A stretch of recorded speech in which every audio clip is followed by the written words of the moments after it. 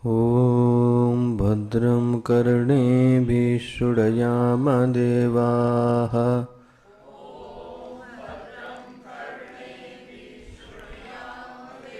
भद्रं पश्येमाक्षभिर्यजत्राः। स्थिरैरङ्गैः स्तुष्टुवागंसस्तनूभिः।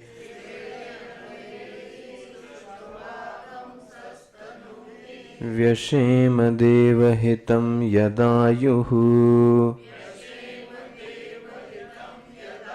स्वस्ति न इन्द्रो वृद्धश्रवाः। स्वस्ति न पूषा विश्ववेदाः।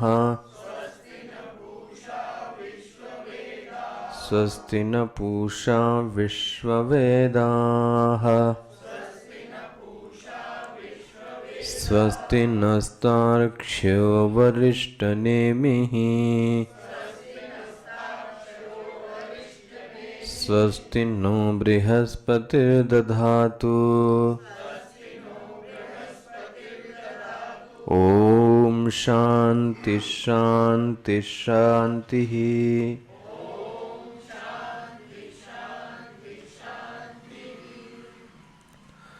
प्रज्ञानांशुप्रतानै स्थिरचरनिकर व्यापभिर्व्याप्य लोकान्।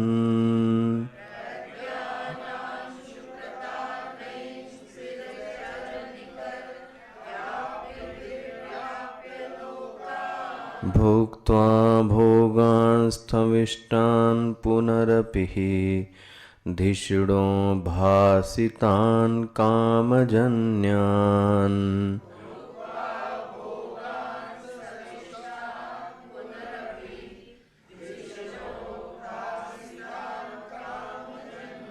पीत्वा सर्वान् विशेषान् स्वपिति मधुर्भुङ् मायया भोजयन्नो।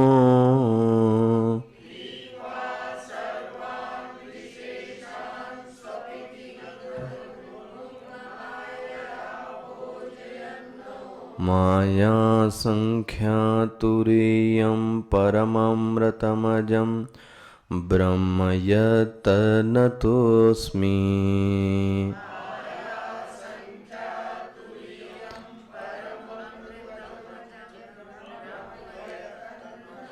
प्रज्ञानांशुप्रतानै स्थिरचरनिकर व्यापभिर्व्याप्य लोकान्।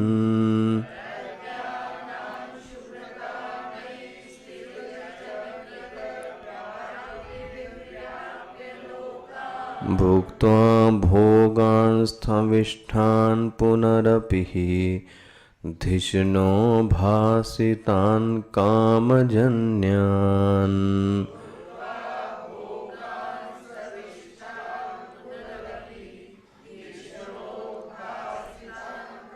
पीत्वा सर्वान् विशेषान् स्वपिति मधुर्भुङ् मायया भोजयन्नो।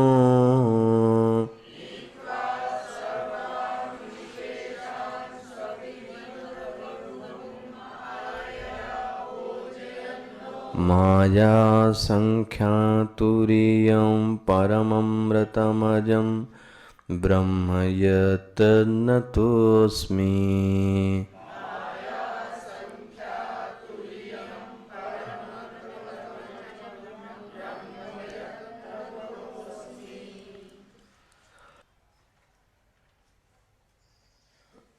श्रुति जो ये साधक का एक अनुभव है कि मैं भोगता हूँ, श्रुति इस अनुभव को मानने से नकार देती है और कहती है पहले अपने भोग की प्रक्रिया की ओर ध्यान दो। ध्यान रखना, किसी चीज को एकदम से मना करना ठीक नहीं है। मतलब सीधा कह दिया जाए कि तुम भोगता नहीं हो, तुम सच्चिदानंद हो, तो व्यक्ति समझता नहीं है, श्रद्धावशात थोड़ी देर के लिए क्या करता है, मान लेता है। इसलिए भाष्यकार मना करते हैं, लेकिन उसकी प्रक्रिया देखो। वो कहते हैं तुम भोक्ता नहीं हो, क्योंकि तुम पहले अपनी भोग की प्रक्रिया की ओर जरा ध्यान दो। क्या ध्यान दो? पहली बात ये है कि जो भोग का विषय है वह वृत्ति के रूप में आता है, तो तुम उस वृत्ति को क्या करते हो, भोगते हो। और भोगने के बाद कहते हो कि मैं सुखी हुआ या मैं दुखी हुआ। यही है ना प्रोसेस, यही है ना। विषय जब वृत्ति में आता है तो उस वृत्ति का तुम क्या करते हो, भोग करते हो, और फिर बोलते हो कि मैं सुखी हूं और मैं दुखी हूं। अब सोचना, जो विषय है वह विषय कहाँ स्थित है?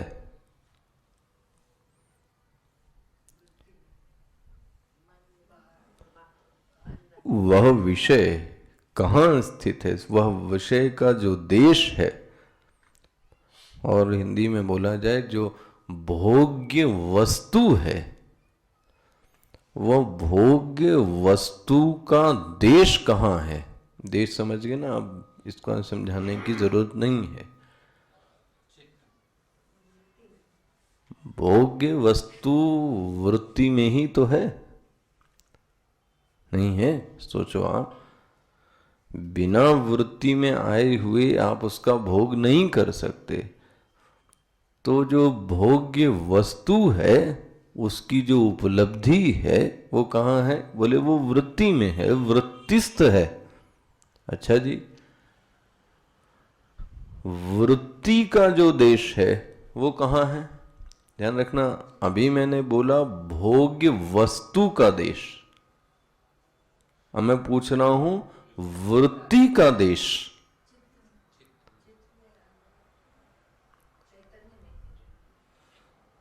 सोचना जरा, एक हो गया विषय और एक हो गया वृत्ति।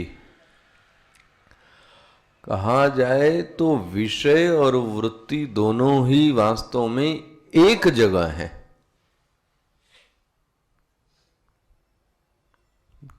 पकड़ में आता है? विषय और वृत्ति दोनों एक जगह आश्रित हैं, और आश्रित तो नहीं कहना चाहिए, दोनों एक जगह विवर्त हैं। वो कहाँ है? वो चैतन्य में, ब्रह्मणी। मतलब ब्रह्म में वृत्ति और वृत्ति में भोग। चलो ऐसी श्रृंखला से समझो। लेकिन वृत्ति और भोग वस्तु दो अलग अलग चीजें नहीं है। बन गया कि नहीं बन गया? नहीं समझ में आए तो पूछ लेना वहीं पर। वृत्ति और भोग्य वस्तु अब दो नहीं रह गई, दोनों कहाँ हो गई? एक जगह है। कहाँ है? बोले ब्रह्मणी। दोनों ब्रह्म पर, मतलब ब्रह्म मतलब अहम, ठीक है ना? इसको दूर मत समझना कोई। वृत्ति आश्रित है किस पे? अहम पर। इतनी बात नहीं समझ में आई तो पूछें, ठीक है ना? कल जिस बात पे हमारी आपकी चर्चा हुई कि ब्रह्म से, अहम से क्या वृत्ति का उद्भव हो सकता है?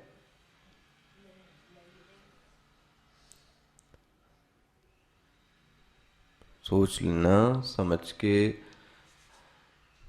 प्रश्न देखना क्या मैं पूछ रहा हूं। क्या वृत्ति ब्रह्म में हो सकती है? वृत्ति मतलब सब क्या आ गया? भोग भी, ठीक है ना? इस वृत्ति के अंदर ही कौन छिपा हुआ है? भोग।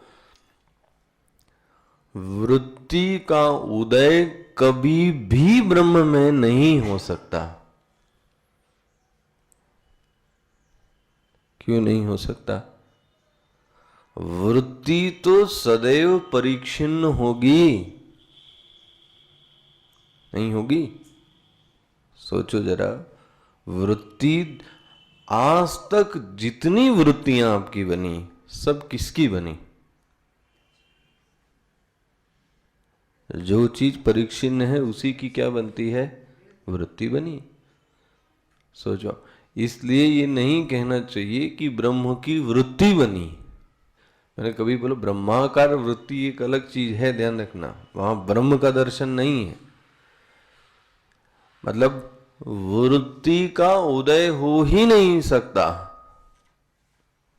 जब वृत्ति का उदय नहीं हो सकता तो भोग का भी उदय, बोलो जी, क्योंकि भोग भी एक क्या बनी? वृत्ति।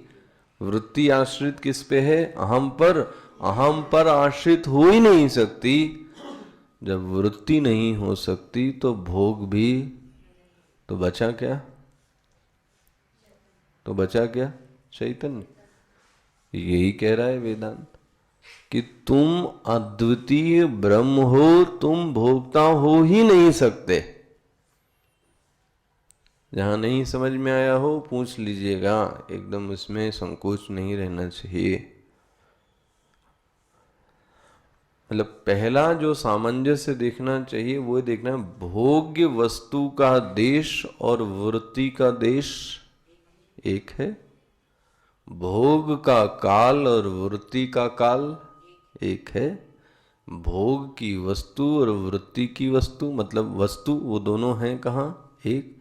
तो देश, काल और वस्तु तीनों किस में है? एक में। ये एक आश्रित किस में है? जबकि ब्रह्म पर कोई आश्रित हो ही नहीं सकता। मतलब वृत्ति में ब्रह्म कभी आ नहीं सकता। उल्टा, वृत्ति नाम की चीज तभी मिथ्या समझ में आती है जब ब्रह्म पीछे, बोलो जी, होता है। मतलब वृत्ति में ब्रह्म नहीं है, ब्रह्म में वृत्ति विवर्त रूप से है। फिर से बोल रहा हूं, वृत्ति भासमान है, वृत्ति विद्यमान नहीं है। चलो ऐसे समझिए, क्या बोला गया? वृत्ति भासमान है लेकिन विद्यमान नहीं है। मिथ्या विवर्त उसी को कहते हैं जो भासमान तो हुए लेकिन विद्यमान न हुए। भासमान मतलब समझ गए ना? भासित तो होवे लेकिन होती नहीं।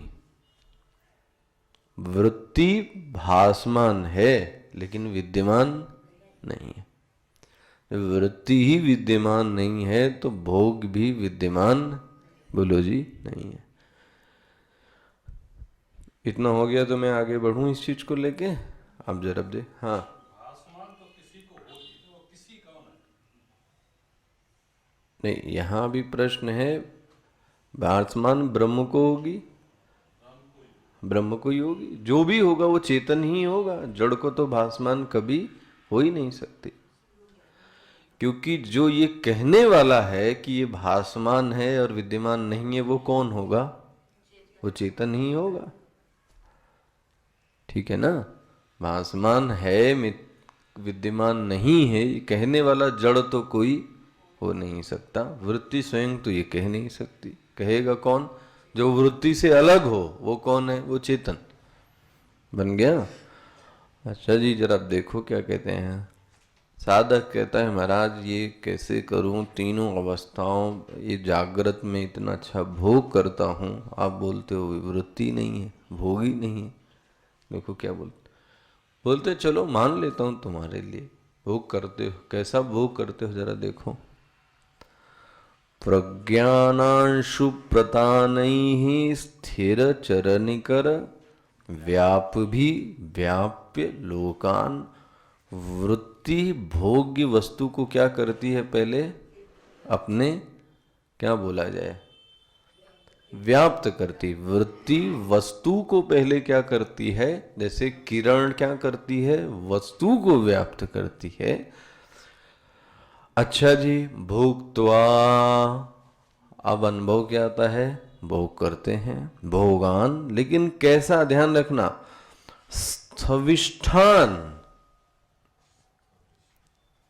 स्थविष्ठान, पुनः अपि दिशणो भासितान कामजन्यान। बड़ी सुंदर लाइन है ये। लाइन पे ये आप पंक्ति अगर आप समझ सकें, भुक्त्वा भोगान स्थविष्ठान, इसके लिए जरा पलटिए अपना पन्ना, देखिए जरा दूसरे लाइन, दूसरे पेज का जो सबसे नीचे लाइन है भाष्यकार की, भोगाहा, मिल गया सबको, सबको मिल गया। दूसरे पेज का सबसे नीचे, सबसे लास्ट लाइन मिला। हाँ, भोगाहा, भोगाहा मतलब देखो वहां पे आया है ना, इसलिए बोला इन्होंने, भोक्त्वा भोगान, आया ना, आया कि नहीं आया। कौन से भोगान, बोले सुख दुख आदि। भोग तो यही होगा, या तो सुख होगा या तो दुख होगा। सुख दुख साक्षात्कर तेषाम स्थविष्ठत्वम। स्थविष्ठत्वम का अर्थ क्या दिया गया, जरा देखना, स्थूलम, क्या अर्थ दिया, स्थूलम, जागृत का भोग स्थूल भोग है, समझना। जागृत का जो भोग है वो कैसा है, स्थूल भोग है। क्यों स्थूल भोग है, तो देखो क्या बोला गया है, स्थूलम तत्वम देवता अनुग्रहित बाह्य इंद्रिय द्वारा, मिल गया, अंडरलाइन कर लेना। ये क्यों है स्थूल, ये व्यक्ति नहीं बोलता है, देखो भाष्यकार ने स्पष्ट बोला है क्यों स्थूल है। देवता अनुग्रहित बाह्य इंद्रिय द्वारा बुद्धेः तद विषयाकार परिणाम जन्यत्वम तान भुक्त्वा, ये हो गई प्रोसेस। ये स्थूल में जागृत अवस्था में भोग की प्रोसेस हो गई। देवताओं के द्वारा ग्रहित जो बाह्य इंद्रियां हैं, यही तो है ना, बाह्य इंद्रिया कौन, अंतः इंद्रिय नहीं कहा जा रहा है, ध्यान रखना। अभी मन की बात नहीं कही गई है, किसकी बात कही गई है, ये इंद्रियां किसके द्वारा, देवतानुग्रहित। ये किसके द्वारा चल रही हैं, सब देवताओं के द्वारा, एक एक इंद्रिय का एक एक देवता। देवतानुग्रहित बाह्य इंद्रिय द्वारा, फिर क्या है, बुद्धे है, वो इंद्रियों ने जो विषय को खींचा, बुद्धि ने क्या किया, तद विषयाकार परिणाम जन्यत्वम। अब उस विषय का जो परिणाम है, जो इंद्रिय से आपने खींचा, उसी को हम क्या करते हैं, भोग करते हैं। ये किस शब्द की व्याख्या है, ये किस, ध्यान रखना, स्थविष्ठान, स्थविष्ठान, भोक्त्वा, भोक्त्वा मतलब भोग करके, किसका भोग करके, बोले भोगान, भोगों का। कौन से भोग, बोले स्थविष्ठान। स्थविष्ठ मतलब जागृत अवस्था के स्थूल बाह्य इंद्रियों द्वारा। भाई देखो, इंद्रियों द्वारा जो भोग है वो जागृत अवस्था में ही तो होगा। सब लिंक करना, यहां ये नहीं बोला है जागृत अवस्था, ये समझने की चीज है। इंद्रिय द्वारा जो भोग होगा वह तो सदैव जागृत अवस्था में ही होगा, क्योंकि स्वप्न में इंद्रियां तो है नहीं, सुषुप्ति में इंद्रियां तो है नहीं। तो ये जो भोग हुआ ये किसका हुआ, जागृत अवस्था का। कैसे हुआ, इंद्रियों के जरिए से मैंने क्या किया, विषयों को भोगा, हो गया ना, तान भुक्त्वा। अच्छा जी, आप जरा फिर से देखना, अब बोलते हैं तो ये समझ में हो गया ना, जागृत अवस्था भी भोग की अवस्था है। ठीक है, जागृत अवस्था में स्थूल भोग करता है। स्थूल भोग का तात्पर्य है इंद्रियों द्वारा विषयों का ग्रहण करना और उसके परिणाम में सुख दुख की वृत्ति का उदय होना। ये एक हो गया जागृत विषय पे नोट। ठीक है ना इतना। नाउ नेक्स्ट चले। पुनः अपि, अब लो जी, फिर से पुनः अपि, मिल रहा है कि नहीं मिल रहा? पुनः अपि, पुनः अपि मतलब देखना आप क्या बोलते हैं। तो इस लाइन को आगे बढ़ते जाना। तत्रैव, मिल गया, उसी को आगे बढ़ते जाना। जन्यत्वम तान भुक्त्वा स्वपिति संबंधः एतेन जागृतम ब्रह्मणि कल्पितम उक्तम। मिल गया कि नहीं मिल गया? अब देखो नेक्स्ट, तत्रैव, तत्रैव मतलब वहां, वहां कहां? ब्रह्म में। जागृत अवस्था टिकी किस पे है? बोलो जी, ब्रह्म पर। पकड़ में आ रहा है कि नहीं आ रहा है? स्वप्न अवस्था किस पे भी टिकी? ब्रह्म। तत्रैव, वहीं पर स्वप्न कल्पनाम दर्शयिताम। जैसे जागृत भी, अभी मैं इसको आपको फिर से एक्सप्लेन करूंगा, इसलिए मैंने बोला मंगलाचरण ये बम की तरीके से है। जागृत अवस्था एक बहुत बड़ी कल्पना है तो स्वप्न अवस्था तो कल्पना है, इसलिए शब्द देखना, तत्रैव स्वल्प कल्पनाम अब स्वल्प की कल्पना, ये आपको यथार्थ नहीं बता रहे हैं भाष्यकार, आपकी कल्पना के बारे में आपको बता रहे हैं कि आपने क्या कल्पना की है। तत्रैव स्वल्प कल्पनाम दर्शयति। अब बोले आपकी जरा स्वप्न अवस्था को दिखाता हूं, क्या है? पुनः अपि इति। पुनः अपि इति मतलब जागृत हेतु धर्म अधर्म क्षय। देखना भाई,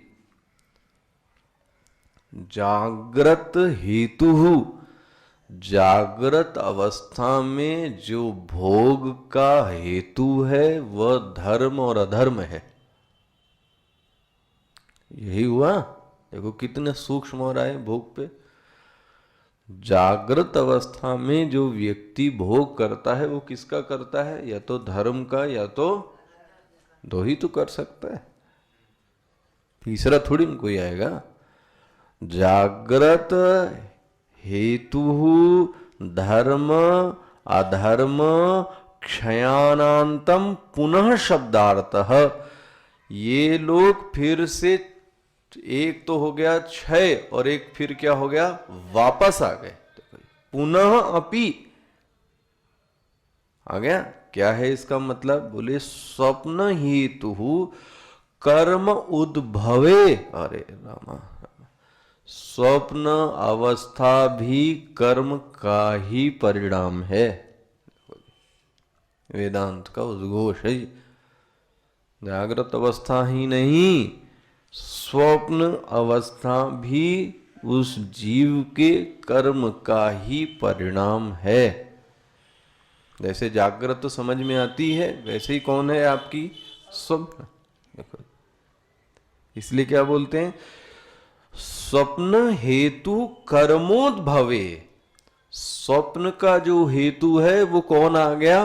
फिर से कोई कर्म आ गया। अच्छा क्या है? बोले सती इति अपि न उच्यते न तत्र बाह्य इंद्रियाणि स्थूल विषयाः सन्ति। मिल गया तो सरल है ना? क्या आप देख रहे हैं? न तत्र, वहां पर बाह्य इंद्रिया स्थूल विषय नहीं है, किंतु किंतु धिष्टान। अब देखो ये शब्द कहां पे आया है?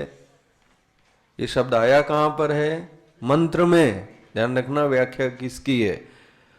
भुक्त्वा भोगान स्थविष्ठान पुनः पी, उसके बाद क्या है, धिषणो भासितान कामजन्यान। ये इसकी व्याख्या है धिषणतः। क्या है बोलते हैं, धिषणतः शब्दितः बुद्ध्यात्मानो वासनात्मको विषयः भासन्ते। देखो जी, जागृत स्वप्न स्वप्न अवस्था में वह वासनाओं का क्या करता है, भोग करता है। जागृत में किसका कर रहा था, स्थूल विषयों का। अब स्वप्न में किसका भोग कर रहा है, तो अंतर हो गया कि नहीं हो गया। जागृत स्थूल हो गया तो स्वप्न कैसा हो गया, सूक्ष्म हुआ कि नहीं। वहां ठोस रूप से कोई भोग नहीं है, लेकिन भोग करता है कहां पर, स्वप्न में। देखो आप कैसे करता है भोग। देखो भोग का अर्थ मैंने सिर्फ दो बात बोली, जहां ये दो होवे वहां भोग है। ध्यान से समझना, जहां ये दो होवे वो भोग है। क्या होवे, या तो सुख या तो दुख। भाई जागृत में आप सुखी दुखी होते हैं या नहीं, तो स्वप्न अवस्था में भी बोलो जी, तो वो भी कैसी अवस्था हो गई, भोग की अवस्था। जहां सुखी दुखी हुए वो भोग का परिणाम। इसीलिए देखो भाष्यकार प्रसन्न शब्द नहीं बोलते आनंद शब्द नहीं बोलते, सुख और दुख बोलते, ये चलेगा बोले। ये कहीं आपने देख लिया आनंद परमानंद ये सब की बात नहीं करते वो। तो मैंने पढ़ाया होगा गीता में, सुख बहुत अलग चीज है और प्रसन्नता बहुत अलग चीज है। यहाँ प्रसन्नता की तो बात ही नहीं आ रही है, किसकी बात आ रही है, सुख। तो सुखी और दुखी, तो देखो क्या बोलते हैं, न च तत्र बाह्य इंद्रियाणि स्थूलाः विषयाः सन्ति किंतु धिषणाः शब्दितः बुद्ध्यात्मानो वासनात्मानो विषयाः भासन्ते तान अनुभूय स्वपिति इति अर्थः तेषां प्रापकम उपनिष्यन्ति कामजन्य इति। देखो जी हो गया ना, ये स्वप्न अवस्था में कामनाओं का व्यक्ति वासनाओं का क्या करता है, भोग करता है। कभी मैंने आपको पढ़ाया होगा, वासना कहते ही उसको है, कभी समय किसी संत ने मुझे समझाया था, बहुत अच्छा लगा था। वासना कहते ही उसको है कि वस्तु ना होवे और इच्छा होवे। बहुत सुंदर चीज उन्होंने बोला था। मैंने आपको उदाहरण दिया होगा कभी, एक फूल अगर ले लिया जाए, ठीक है, और उसको हाथ में दबा दिया जाए, ठीक है, और फूल को फेंक दिया। अब उसके बाद आप बैठे पड़े, लेकिन फूल नहीं होने के बाद भी उस फूल की जो सुगंध है वो है, लेकिन फूल, कोई आदमी कहेगा कहाँ है गंध, तो दूसरे वाले को गंध दिखाई, क्योंकि फूल ही नहीं है। लेकिन आपको पता है फूल नहीं है लेकिन सुगंध, उसी को आप हिंदी में क्या बोलते हैं, वास। उसी से शब्द क्या बन गया, ये वासना। है नहीं, दिखता नहीं है, लेकिन फिर इसके बाद भी है। बड़ी अजीब शब्द ही कितना अच्छा बनाया, वासना। वास मतलब गंध है लेकिन पुष्प, इसी को बोलते हैं स्वप्न अवस्था में व्यक्ति वासना का भोग करता है। ना तो वहां उसके पास स्त्री है, न तो पुरुष है, न तो भोग वस्तुएं हैं, कुछ नहीं है वहां, लेकिन इसके बाद भी वो क्या करता है, भोग करता है। अब इस तो फिर अलग की बात हो गई कि स्वप्न वही लोग देखते हैं जिनके मन में ज्यादा, बोलो जी, वासनाएं और कामनाएं होती हैं। ध्यान रखना, वही लोग देख, संत लोग बहुत कम देखते हैं, सब बोलते हैं। गहरी नींद में तो फिर ये क्या ऑब्स्टिकल है ना, ये तो स्वप्न भी है। जिसकी जितनी कामनाएं और वासनाएं ज्यादा होंगी वो व्यक्ति उतना ही क्या देखेगा, स्वप्न देखेगा। क्योंकि उस दबे हुए को जो भोग नहीं कर पाया वो जागृत में, वो कब भोग करेगा, जाके स्वप्न में करेगा। लेकिन करेगा जरूर। क्यों? क्योंकि अभी इसने उसकी वासना को क्या कर लिया, कमा लिया। अब जागृत में तो कर नहीं सकता, तो कहाँ करेगा, जाके स्वप्न में। इसीलिए संत लोग कहते थे कि जो बड़े पुराने संत होते, फक्कड़ संत होते थे, वो साधु महात्माओं को कहते थे कि व्यक्ति के चरित्र और व्यक्ति की जो सोच है, सोच की पहचान स्वप्न से होती है।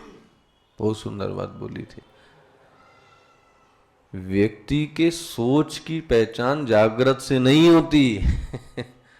जागृत में तो व्यक्ति नाटक भी कर सकता है, व्यक्ति, और वो पहचान स्वयं कर सकता है, तो दूसरा कोई कर नहीं सकता। भगवान ने इतना इसको क्या प्रूफ बनाया, सिक्योरिटी प्रूफ, कि कोई दूसरा जान ही नहीं सकता आपने क्या सोचा स्वप्न में।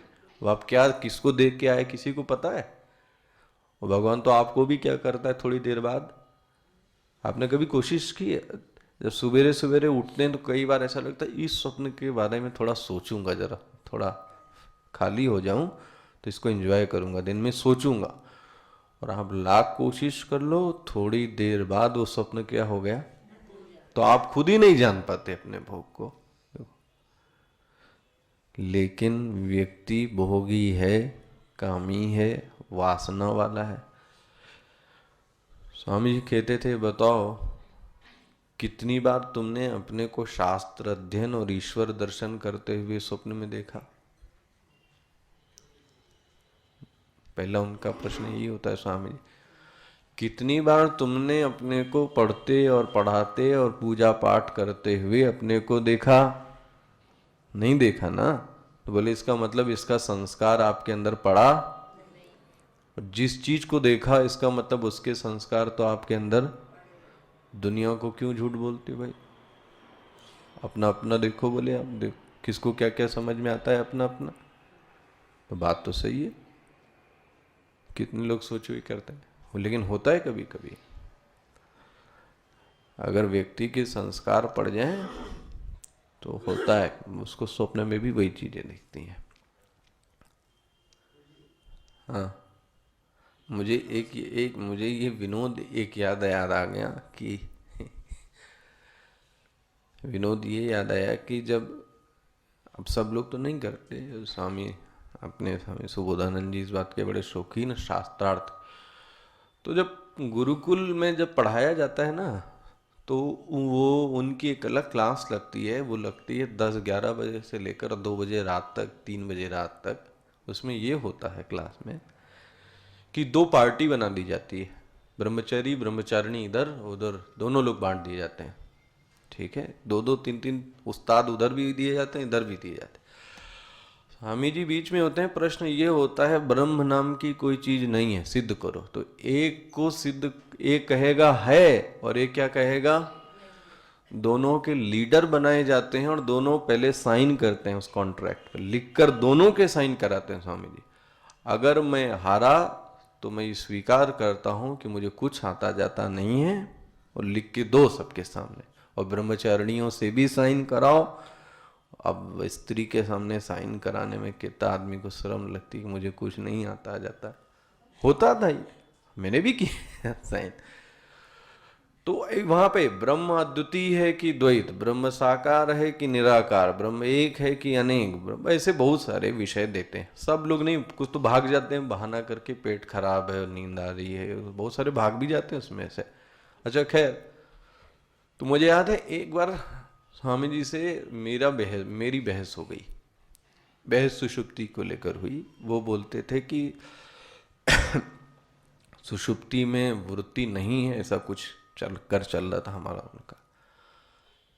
तो मुझे ये याद आया कि तो उन्होंने बोला अब 3 बज गया था, 2, तो बोले अब देखो इसको प्रूफ करके लाओ।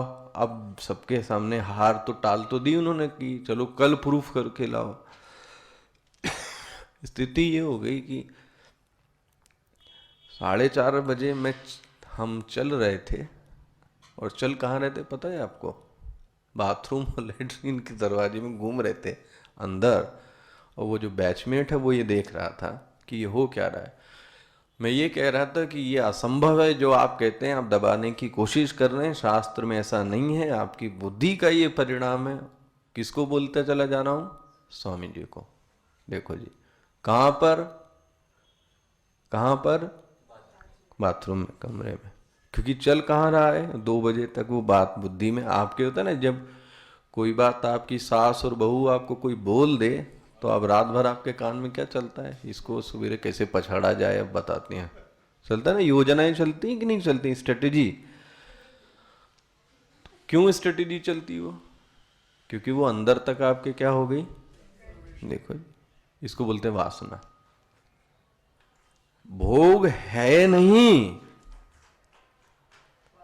लेकिन है, सामने स्थूल नहीं दिखाई, इसीलिए बोलते हैं सूक्ष्म। तो जो स्वप्न का भोग है वो कैसा हो गया? सूक्ष्म हो गया। क्यों? वासनान काम। देखना जरा इस लाइन को, काम ग्रहणम, बहुत ही सुंदर लाइन है। काम ग्रहणम कर्म अविद्या उपलक्षणार्थम।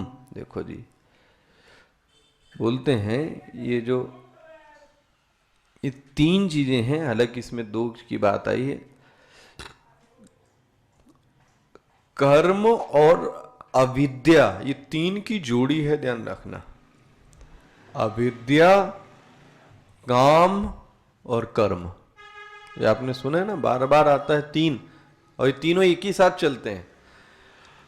अब यहां पे तो आप इतना ही समझिए, आज जहां अविद्या होगी वहां काम आएगा जरूर, जहां काम जरूर आएगा वहां कर्म होगा जरूर। इसलिए तीनों एक साथ चलते हैं। कौन कौन? अविद्या, काम ने कर्म नहीं, पहले काम, फिर क्या होना आ गया? कर्म। कर्म होने के लिए काम होना जरूरी है। काम कब होगा? जब अविद्या होगी। इसका मतलब स्वप्न में भी अविद्या जीवित है, जागृत में भी अविद्या, बोलो जी, जीवित है। हो ही नहीं सकता उसके बिना करे। अच्छा जी, काम ग्रहणम मिलता जा रहा है आपको ये। काम ग्रहणम काम अविद्या उपलक्षणार्थम अवस्था द्वय कल्पनाम ब्रह्मणि दर्शयित्वा तत्रैव सुषुप्ति कल्पनाम दर्शयति। बोले 2 अवस्थाओं को दिखा दिया, तीसरी अवस्था को भी बोले दिखाता हूं। वो भी क्या है? बोलो जी, देख लेना क्या लिखा है। तत्र एव, वहीं पर, उसी ब्रह्म में सुषुप्ति भी है। वो भी क्या है? तुम्हारी कल्पना है।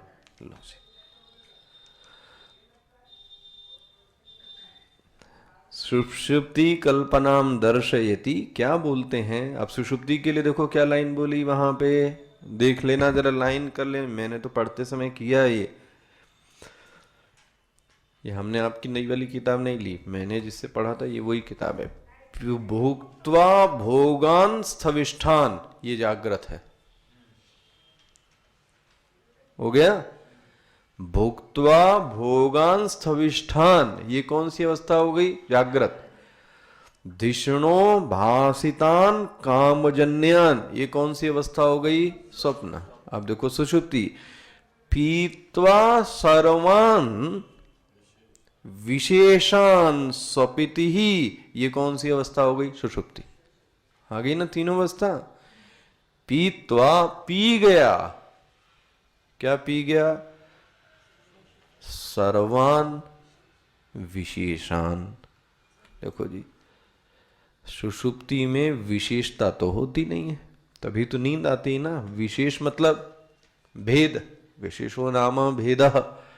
जब तक भेद दिखता है तब तक तो नींद नहीं आती, और जब अभेद होने लगता है तो व्यक्ति को क्या आती है? नींद। तो वहां सभी किसको पी गया? ध्यान रखना, भोग किसका कर रहा है देखना।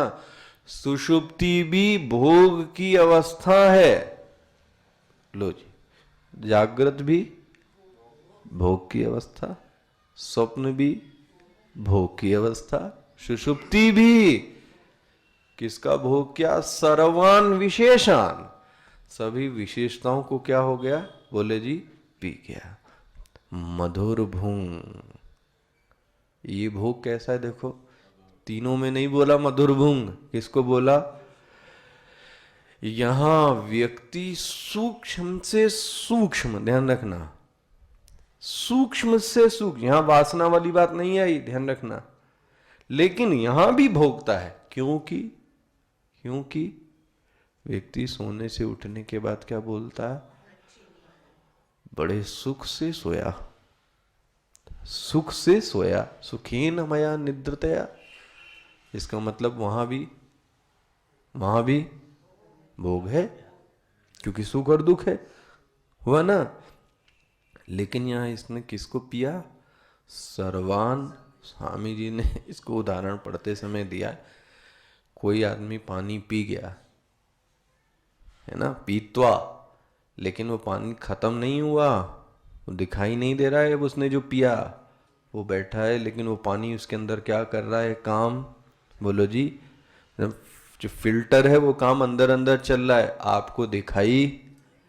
ऐसे ही ये सुषुप्ति में भी क्या करता है? भोग करता है, लेकिन वो किसी की समझ में, क्योंकि वो विशेष कर नहीं करता, देव सर्वान विशेषान, सभी विशेषताओं को तो क्या कर गया? ये पी गया। मधुर भुंग आएगा, ये सब ध्यान रखना। लेकिन ये भोग कैसा है? मधुर भोग, मधुर भोग है, सुंदर भोग है थोड़ा। मधुर भुंग मायया भोजयनो, देखो जी, और उसके बाद तो और अच्छी लाइन है, माया संख्या तुरीयम। जरा अब इस लाइन को देखना, अवस्था द्वय कल्पनाम ब्रह्मणि दर्शयित्वा तत्रैव सुषुप्ति कल्पनाम दर्शयति पीत्वा इति। बोली पीत्वा क्यों बोल दिया? पी गया मतलब क्या? बोले देखो, सर्वे विशेषाः सर्वे विषयाः स्थूलाः सूक्ष्माश्च जागृतः स्वप्नरूपाः तान् पीत्वा। किसको किसको पी गया? जागृत अवस्था को पी गया ये, ठीक है, स्वप्न अवस्था को पी गया, जागृत स्वप्न को पी गया, मतलब स्थूल भोग को भी खा गया और सूक्ष्म भोग को भी खा गया। कौन? सुषुप्ति है ना। व्यक्ति देखना, सुषुप्ति तब आती है, पहले उसको क्या कि थोड़ा सोने की कोशिश की, थोड़ा स्वप्न आया और करते करते किस में चला गया? फिर से नींद में आ गया। देखो अच्छा जी, मधुर भुंग जरा देखते जाना, इसको फिर बाद में मैं एक्सप्लेन करता हूँ। स्थूलाः सूक्ष्माः जागृत स्वप्न रूपाः तान् पीत्वा स्वात्म, मिल गया, स्वात्म अन्य ज्ञाते प्रविलाप्य स्वपिति कारण भावेन निष्तिष्ठति इति अर्थः तत्र आनंद प्राधान्यम अभिप्रेत्य। देखो वहां आनंद की क्या हो गई? अब बोलो जी, प्रधानता हो, क्योंकि वहां कोई ऐसा वस्तु नहीं दिखाई दे रही जिसका वो क्या कर रहा है? भोग कर रहा है, इसलिए इसको क्या बोल दिया? आनंद। मधुर भुंग तो अवस्था त्रयस्य माया कृतस्य, लो जी, सबको सब इन्होंने मटिया मेट कर दिया। अवस्था त्रयस्य मायाकृतस्य मिथ्याभूतस्य, लो जी, कौन करता है? बोले जीव करता है। कौन है जीव? बोले प्रतिबिंब। किसका? उसी ब्रह्म का। सच ये भी नहीं है, भोगने वाला भी सच नहीं है। आप लो जी, ब्रह्म नहीं कर सकता भोग, भोग कौन करेगा? जीव। जीव कौन है? ब्रह्म का प्रतिबिंब ना, रिफ्लेक्शन ऑफ कॉन्शियसनेस। अच्छा जी, प्रतिबिंब, इसको जरा समझते जाना क्या कहना चाह रहा है। कल मैं इसको और अच्छे से कोशिश करूंगा। तीनों अवस्थाएं क्या कर रही हैं व्यक्ति को? बोलो जी, भोग दे रही हैं। जागृत अवस्था भी भोग दे रही है, स्वप्न अवस्था भी दे रही है, और और सच्चाई ये है कि भोग नाम की कोई चीज, तो फिर जागृत स्वप्न सुषुप्ति भी, तो बचा क्या? देखो जी, पकड़ में आ रहा है? जागृत अवस्था भोग दे रही, जब भोग ही नहीं है तो जागृत का काम क्या है? कल इस पे चर्चा करूंगा, इस अवस्थाओं पे कल। स्वप्न अवस्था का काम क्या है? अगर भोग नहीं है तो स्वप्न किसी काम की चीज, और सुषुप्ति में यदि भोग ना हो तो सुषुप्ति भी किसी काम की, और जब भोग है नहीं तो जागृत स्वप्न सुषुप्ति भी। देखो जी, माया संख्या तुरीयम एक ही है, बोले वो ब्रह्म, उसको लोग कुछ क्या बोलते हैं? तुरीय। तो कल इस पे चर्चा करेंगे, तुरीय कोई अवस्था, ये तुरीय क्या है? ठीक है, इस पे कल देखेंगे। अभी इस पे भी कल देखेंगे, जो आपने घबराना नहीं। ओम पूर्णमदः पूर्णमिदं पूर्णात् पूर्णमुदच्यते पूर्णस्य पूर्णमादाय पूर्णमेवावशिष्यते। ओम शांति शांति शांति। हरि ओम। श्री गुरुभ्यो नमः। हरि ओम।